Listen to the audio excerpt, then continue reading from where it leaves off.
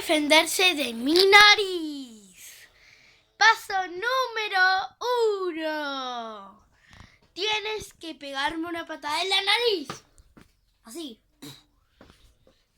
Paso número 2. Llama a Pepe el elefante. Y dile que me pegue un tortazo. ¡Pum! Y paso número 3.